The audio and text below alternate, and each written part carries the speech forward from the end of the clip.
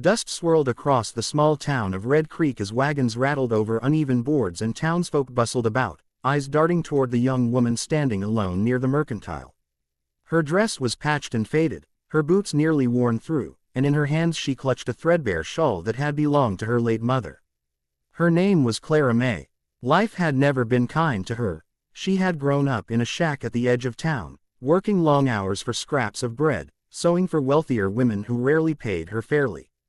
And now, with her father gone and debts closing in, she stood under the cruel gaze of neighbors who whispered and mocked.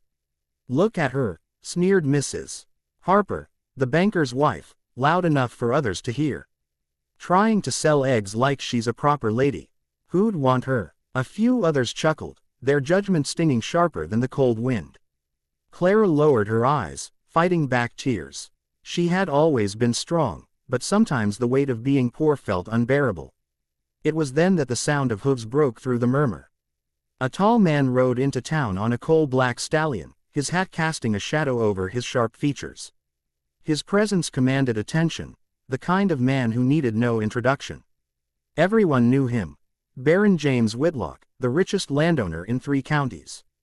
The townsfolk straightened their backs, their mocking tones shifting to honeyed greetings. The women fluttered, the men tipped their hats.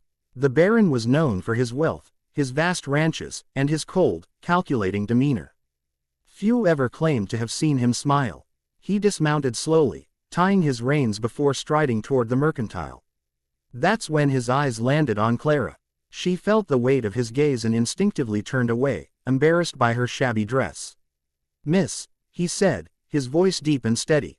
She froze. "Yes, sir." He studied her for a long moment, not with the disdain others gave, but with something sharper, curiosity. He looked at her roughened hands, her steady posture despite the shame she carried, and the quiet defiance in her eyes. Mrs. Harper laughed lightly, trying to draw his attention. "Oh, Baron, don't mind her. She's just the poor girl from the edge of town. Nothing worth noticing." The crowd chuckled again, but James Whitlock's jaw tightened. He turned to them, his voice cutting like a blade. "Nothing worth noticing," he repeated. "Funny. All I see is a woman who works with her hands, stands on her own 2 feet, and doesn't bend to petty gossip." The crowd fell silent. Clara's cheeks burned, and she wished the ground would swallow her. But the Baron wasn't done. He looked directly at her and said clearly, "My ranch needs a woman like you." The words struck her harder than any insult she'd ever endured. Her heart pounded. "Sir, I don't understand." "You will," he said simply. "Come with me." Gasps echoed around them. The townsfolk whispered in disbelief. The Baron, the most eligible man in Red Creek, choosing her, the girl mocked for being too poor. Clara hesitated, clutching her shawl tighter. "Why me?" He leaned closer, lowering his voice so only she could hear. "Because you don't care for money or status. You care for survival, and a ranch doesn't run on fine dresses or pretty words, it runs on grit. I see that grit in you." Her eyes filled with tears, not from pity, but from a strange flicker of hope she hadn't felt in years. James extended his hand. For a long, breathless moment, Clara stared at it. She thought of the people who had laughed at her, of the long nights she had gone to bed hungry, of the years she had prayed for a way out. Finally, she placed her hand in his. His grip was warm, firm, steady, as though he was anchoring her to a future she had never dared imagine. As he led her toward his horse, the whispers turned to stunned silence.